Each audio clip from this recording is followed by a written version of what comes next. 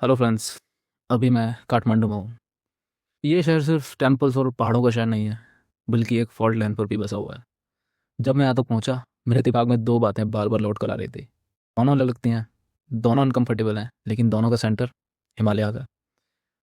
सवाल ये नहीं है कि ये सच है या नहीं, सवाल ये है कि अगर ये सच है तो हमने इस बारे में पहले बात करनी है। जब भी कोल्ड वॉर की बात होती है, हम सिर्फ बर्लिन या क्यूबा को याद करते हैं, लेकिन कोल्ड वॉर सिर्फ उन शहरों में नहीं लड़ा गया था, वो खाली पहाड़ों में भी लड़ा गया था, बॉर्डर्स के बीच। 1950s के बाद हिमालय एक नेचुरल शील्ड बन गया, रडार के लिए, मिसाइल्स कैलकुलेशंस के लिए और न्यूक्लियर फॉलोआउट मॉडलिंग के लिए। चाइना के न्यूक्लियर टेस्ट्स तिब्बत के पास हुए। ये कोई कॉन्स्पिरेसी नहीं है, ये बल्कि एक डॉक्यूमेंटेड फैक्ट है। लेकिन जो डॉक्यूमेंटेड नहीं है वो है इसका long term impact. Nuclear tests सिर्फ बॉम्ब्स नहीं होते, वो प्रेशर वेव्स होती हैं। वो अंडरग्राउंड स्ट्रेस को डिस्टर्ब करते हैं, और हिमालयाज ऑलरेडी एक स्ट्रेस जोन है। CIA और सोवियत इंटेलिजेंस दोनों ने इस रीजन को डीपली मॉनिटर किया है, but it was never for the public, क्योंकि कोल्ड वॉर में ignorance was safer than panic. क्या यहाँ सीक्रेट न्यूक्लियर स्टोरेज था? इसका प्रूफ नहीं है, लेकिन ये मानना भी गलत होगा कि हिमालयाज सिर्फ एक बैकग्राउंड था, बल्कि ये एक एक्टिव बोर्ड था। और जो चीज़ बोर्ड्स पर होती हैं वो अक्सर लोगों से छुपा कर रखी होती हैं। हिमालय स्टैटिक नहीं है, ये माउंटेन्स हर साल ऊपर उठ रहे हैं, स्लोली, रिटेंटलेसली।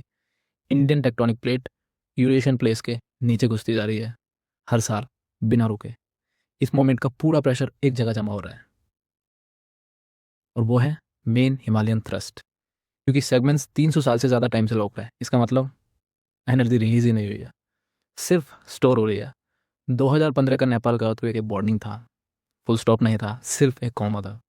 साइंटिस्ट ओपनली कहते हैं एक मैग्नीट्यूड 8 या उससे ज़्यादा बड़ा अर्थक्वेक अभी भी ओवरड्यू है। ये एस्ट्रोलॉजी नहीं है, ये फियर ऑफ मॉन्गरिंग नहीं है, ये प्लेट्स का हिस्सा। जब ये होगा, सिर्फ बिल्डिंग्स नहीं गिरेंगी, सप्लाई चेन्स टूटेंगी, रिवर्स का फ्लो बदलेगा, बॉर्डर्स का इंफ्रास्ट्रक्चर कोलैप्स करेगा। सिर्फ हिमालयाज नहीं, पूरा रीजन हिल जाएगा। Now here comes the question जिससे सब लोग अनकंफर्टेबल हो जाते हैं।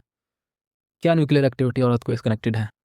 डायरेक्टली नहीं, लेकिन indirectly yes. Sensitive fault zones पर repeated underground disturbances stress distribution को इफेक्ट कर सकती है। मतलब न्यूक्लियर टेस्ट्स अर्थक्वेक पैदा नहीं करते, लेकिन ऑलरेडी लोडेड सिस्टम को और अनस्टेबल बना देते हैं। ये साइंस के ग्रे एरियाज हैं, और ग्रे एरियाज को हिस्ट्री में सबसे ज़्यादा इग्नोर किया गया है। शायद ये सब सिर्फ थ्योरीज हैं, शायद हम ज़्यादा सोच रहे हैं, लेकिन हिमालयाज ने हमेशा इंसान के अजम्पशंस तोड़े हैं। ये पहाड़ खामोश है, लेकिन बेजान नहीं है। और जब नेचर बोलता है वो एक्सप्लेन नहीं करता, वो सिर्फ रिस्पॉन्ड करता है।